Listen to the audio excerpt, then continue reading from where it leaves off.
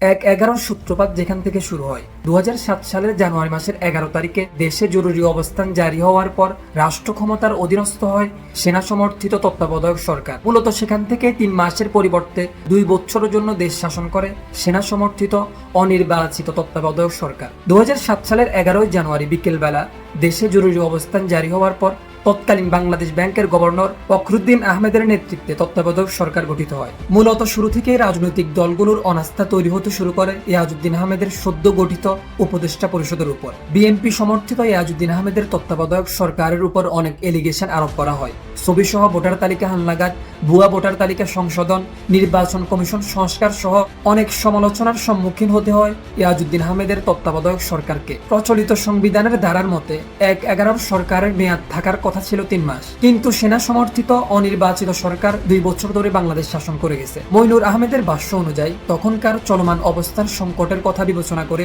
2 বছর ধরে সেনা সমর্থিত সরকার বাংলাদেশ শাসন করে গেছে। দেশের রাজনৈতিক সংকট মোচনের জন্য 1-11 সরকারের 2 বছরের শাসন আসলে কি যুক্তিযোগ্য ছিল?